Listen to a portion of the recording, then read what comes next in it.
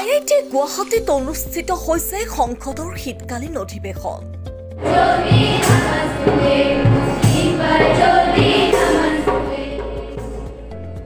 এই অধিৱেশনতে উত্থাপন কৰা হৈছে কেইবাখনো গুৰুত্বপূৰ্ণ ৰাষ্ট্ৰহিতৈষী ঐতিহাসিক বিল।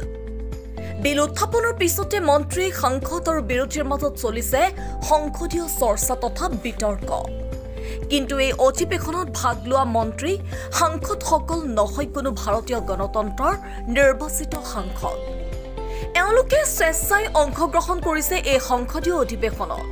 কোনোৱে হৈছে প্ৰধানমন্ত্ৰী, কোনোৱে যদি গৃহমন্ত্ৰী, আন কোনো আকৌ অধ্যক্ষ, বিভাগীয় মন্ত্ৰী হোৱাৰ সমান্তৰালকৈ কোনোৱে আকৌ হৈছে বিৰোধী দলপতি। একেদৰে নিৰ্মাণ কৰা হৈছে ঐতিহ্যমণ্ডিত সংসদ ভৱন। হয়, IIT গুৱাহাটীত কেন্দ্ৰীয় বিদ্যালয় সংগঠনৰ উদ্যোগত অনুষ্ঠিত কৰা হৈছে যুৱ সাংসদ প্ৰতিযোগিতা।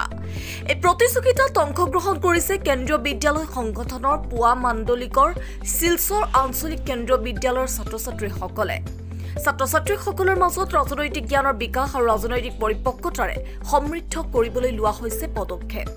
নতুন প্ৰজন্মক শক্তিশালী গণতন্ত্ৰৰ প্ৰকৃত মূল্যবোধ জাগ্ৰত কৰি সুস্থ সবল ৰাষ্ট্ৰ নিৰ্মাণৰ লক্ষ্য স্থিৰ কৰিছে কেন্দ্ৰীয় বিদ্যালয় সংগঠনে।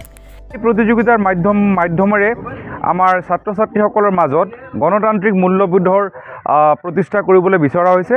লগতে যাক আমি কওঁ সুস্থ এক প্ৰতিযোগিতা, মানে যাক হেল্ডি কম্পিটিশ্যন বুলি কয়, সেই ভাৱনাও আমি তেওঁলোকৰ মাজেৰে এই প্ৰতিযোগিতাৰ মাজেৰে আমি মানে গঢ়ি তুলিব বিচাৰিছোঁ।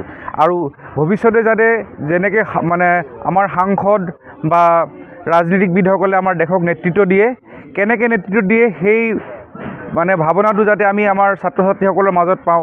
এই ছাত্ৰ ছাত্ৰীসকলৰ মাজতে যাতে আমি ভৱিষ্যতৰ আমাৰ নেতা বা নেতৃত্ব দিব পৰা ব্যক্তি পাওঁ, তাকে আমি কামনা কৰি এই প্ৰতিযোগিতা অনুষ্ঠিত কৰিছোঁ।